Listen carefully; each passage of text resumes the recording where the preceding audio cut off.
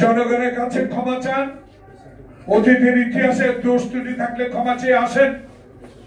একদিকে পিয়ার না হলে নির্বাচনে যাবো না, আর একদিকে গণভোট না হলে নির্বাচনে যাবো না। 300 প্রার্থী কিন্তু ডিক্লেয়ার করে মসজিদে মসজিদে শুরু করে দিয়েছে।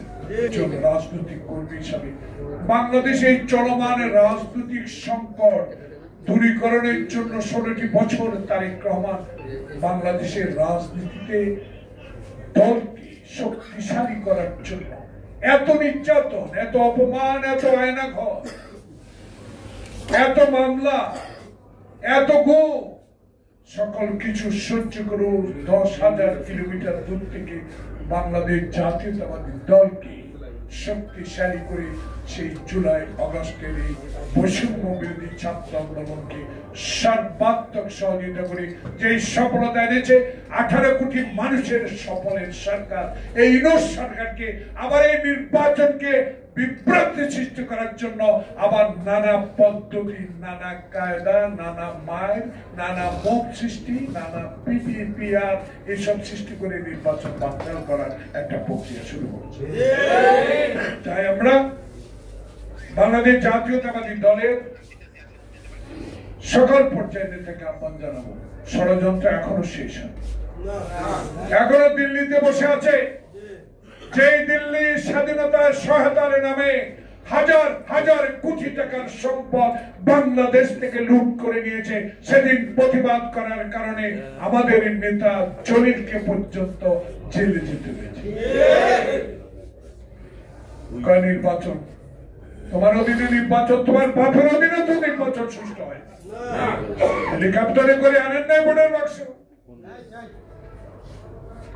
তাই আওয়ামী লীগের আবার দিল্লির প্ররোচনায় বাংলাদেশের কিছু লোক যদি আবার আওয়ামী লীগের সাথে আঘাত করে এই প্রফেসর ইউনূস সরকারের একটি নির্বাচনকে বানচাল করার চেষ্টা করেন, জনগণ প্রতিহত করবে।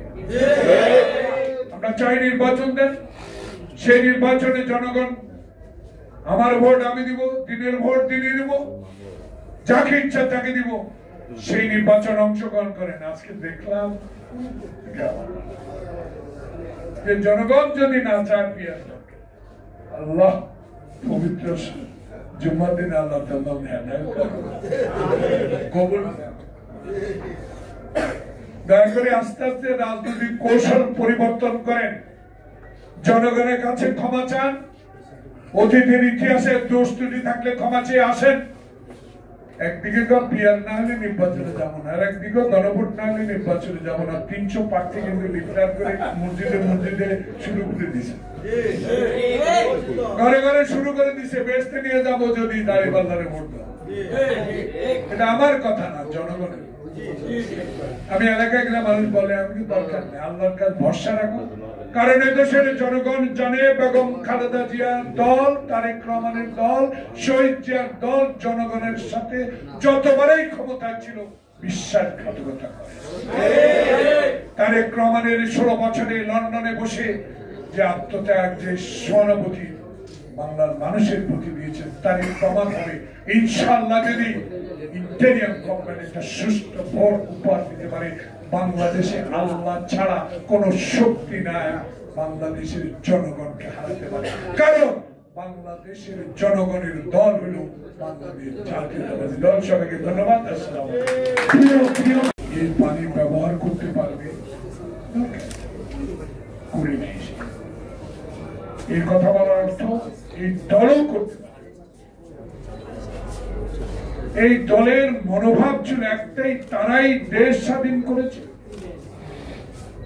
তারাই গণতন্ত্রের হুতা, তারাই গণতন্ত্র বিশ্বাস করে, তারাই বাংলাদেশের মালিক, তাদের ছাড়া এই দেশে আর কোন দল থাকতে পারে না। সেই কারণেই শেখ মুজিবের সেই একদলীয় শাসন ব্যবস্থা, সেই কারণেই শেখ মুজিবের সকল পত্রিকা বন্ধ করে দেওয়া, সেই কারণে সকলকে একই দলে ফরম ফিল আপ করে সদস্য হওয়া, সেই কারণেই শেখ মুজিবের এই পরিণতি।